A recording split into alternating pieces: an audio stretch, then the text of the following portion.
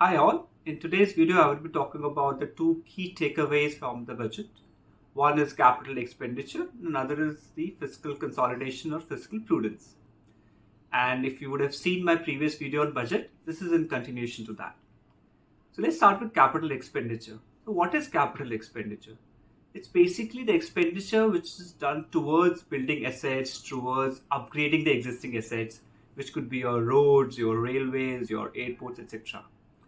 And in the budget speech, our finance minister declared there's an increase of 33% in the capital expenditure for the coming financial year. It will be around 10 lakh crore. So this is almost 200% for what it was in 2019. And this is in continuation to the trend which we are seeing from 2014, where the capital expenditure has been gradually increased for economic and better business growth. So what this means is that it will create better job market. It will help in building infrastructure. It will help in improving business sentiments as well as investments. And by an estimate, the capital expenditure has a multiplier effect of around 2.45, 2.5, which means that every 1 rupee spent towards capital expenditure leads to creation of 2.5 to 2.5 rupees or so, and which would really help a country like India, which is a fast growing economy, to create cities similar to the ones we see in much more developed countries like US or China. And in a way, we would have seen the same development happening in cities which we stay, as well as overall India, where every other day new airports, or new highways, or new trains are getting launched. So this was about capital expenditure. Now let's look at fiscal consolidation.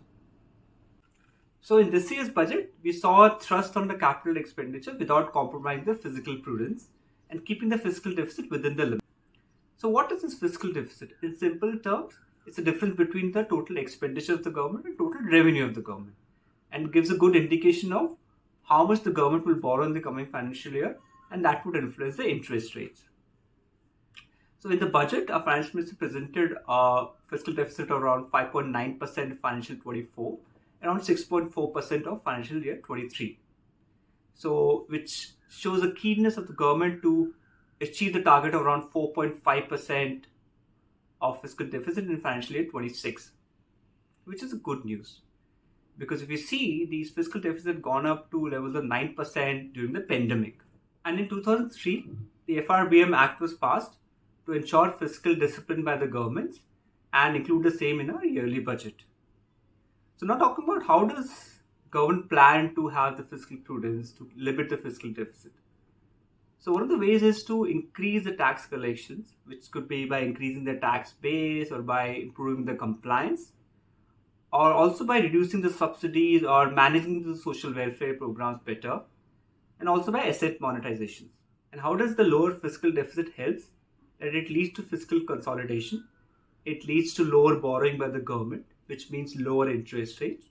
So lower interest rates on the home loans and the car loans, etc., which will ensure more money in the pockets for consumption and better economic growth. And it also helps the government to manage those uncertain situations like pandemic, etc., if the fiscal prudence is there. And in the economic survey, it was stated that for India, it's not an alarming situation. Our economy is growing at a fast pace of between 6 to 6.8%, and which will take our GDP to close to $3.5 trillion by March 2023. So which will ensure that our debt to GDP ratio is reduced.